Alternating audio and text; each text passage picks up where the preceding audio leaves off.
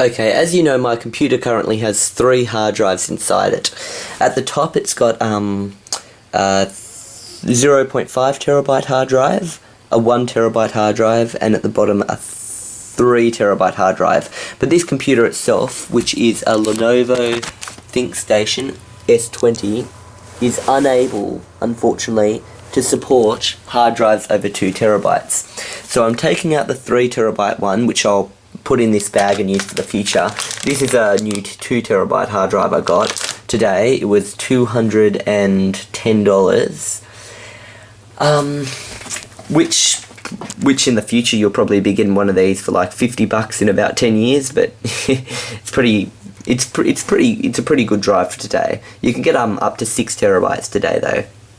Anyway, not that because you need the new UEFI BIOS or something, and my computer just doesn't support that.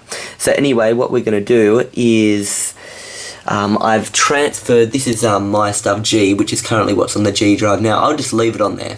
Okay, that's just going to be left on there, and I'm going to take that drive out of my computer and put it in here. So the G drive, as you can see, it currently says 1.77 terabytes free of 2.72 terabytes.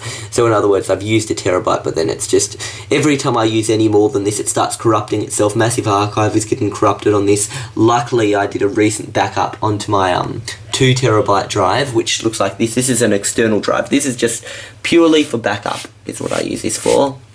And this is great because what did I do? I backed up, and then a week later all my Massive Archive got corrupted, so I was like, yes, I backed up. Anyway, so all Massive Archive is stored on that, and that's, yeah, what it currently looks like, the drive. So yeah, this is my backup drive. So my backup drive and this drive will pretty much mirror each other, so if I ever lose stuff on this, it'll be on there. So that's the current storage method of Massive Archive. It's going to be stored on a 2 terabyte Western Digital hard drive, as you can see here. That's pretty interesting to think. This is what it takes to store Massive Archive.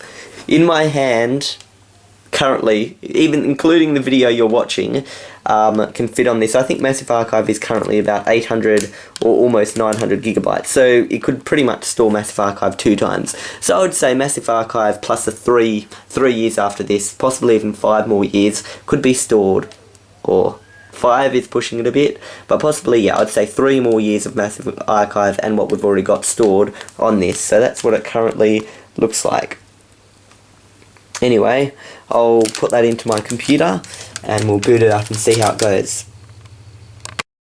I've opened it up, but as you can see the computer is a little bit dusty, so I'm just going to have to dust it off.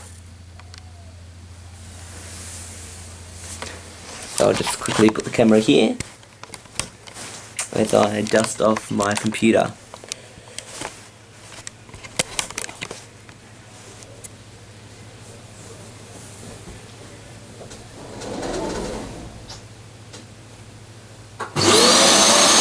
Okay.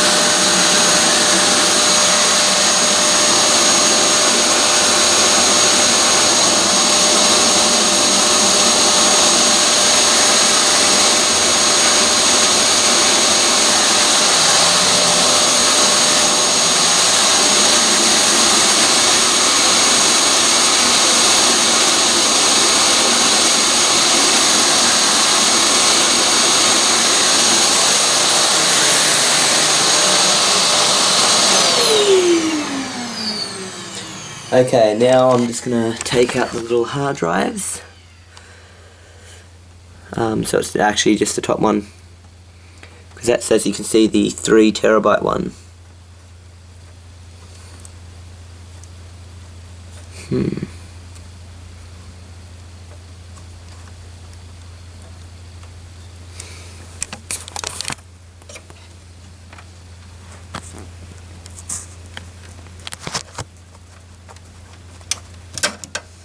There we go. One. And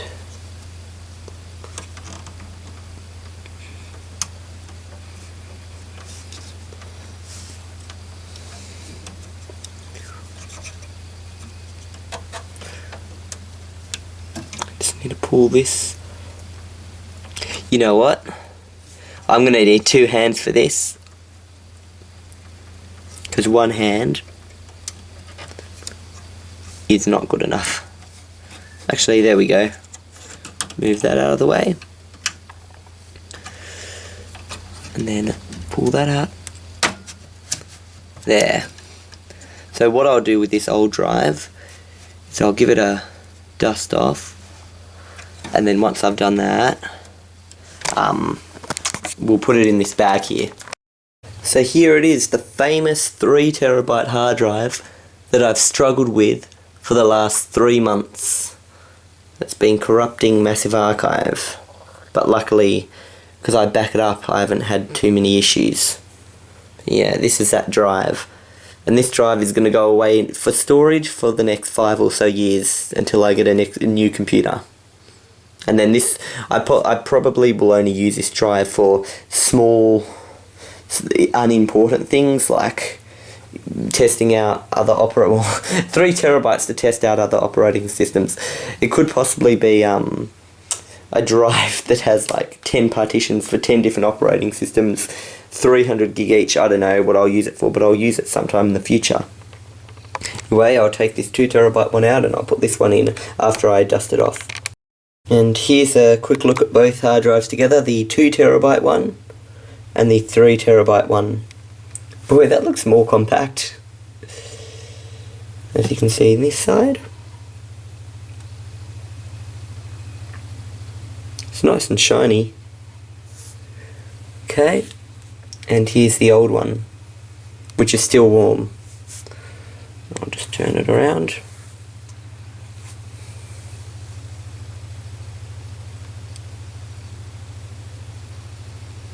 And it says may require a special device driver.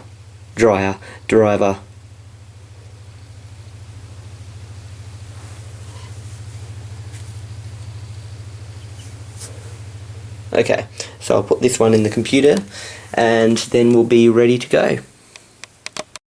Okay, the new hard drive is sitting nicely up in there. But since I've had a lot of issues with RAM, and I'm only getting 12 gig of RAM every time I boot my computer, I might take out these little RAM sticks, give them a clean, and then put them back in and still see if I still get the computer beeping whenever I turn it on, warning me about memory size errors and RAM. So I'll try that out. Okay, I cleaned out one of the RAMs. It took me like 20 minutes to get that RAM back in, but let's see if the computer still makes a beeping sound because of a memory error. Here we go. Dang it! Still does.